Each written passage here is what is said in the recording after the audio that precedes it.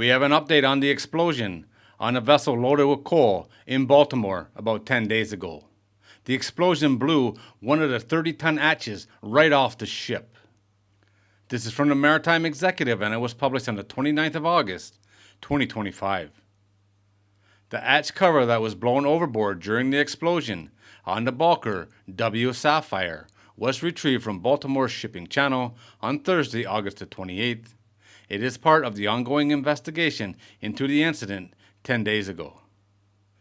On August the 18th, shortly after the vessel departed the coal terminal in Baltimore, the Fort McHenry Federal Channel, leading into and out of the Port of Baltimore, was closed to vessel traffic on Thursday from 7:30 a.m. until 3 p.m. A 500-yard safety zone was established around the location of the hatch cover at the northern end of the Chesapeake Bay. Dive and salvage operations were undertaken.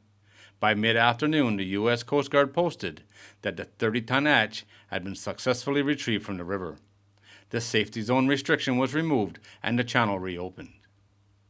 The U.S. Army Corps of Engineers Baltimore District had assisted the U.S. Coast Guard by deploying its survey vessel to conduct sonar surveys around the channel on August the 19th, the day after the explosion. The data collected during the process would help determine the operational plan moving forward, including reopening the channel that day and then the recovery.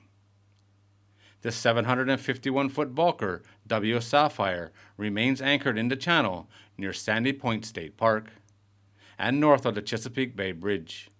The ship had been escorted into the anchorage shortly after the explosion and will remain there while the U.S. Coast Guard and state authorities are investigating the cause of the explosion.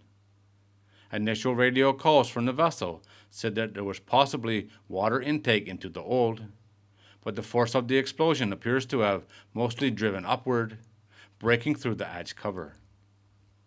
Investigators are looking into the cause of the explosion, which ripped the hatch cover off vessel Old Number 2.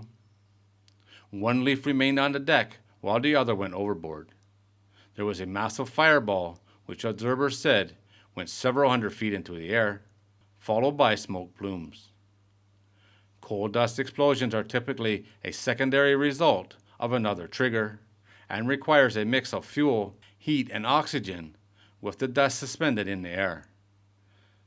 They are reported to be considering spontaneous combustion, as well as an external source of heat or fire that contributed to the explosion.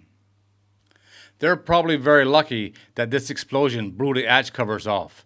And just think how big of an explosion would be to remove a 30-ton hatch cover. Actually, two of them. One went overboard and one didn't. 30 tons. If that explosion went sideways or down, that would have been a big hole. That would have been a much different problem. These guys were probably very lucky considering what could have happened. Alright guys, there it is. As always, thanks for watching. If you're new here and you like these kind of videos, don't forget to subscribe before you leave, and I'll see you on the next one.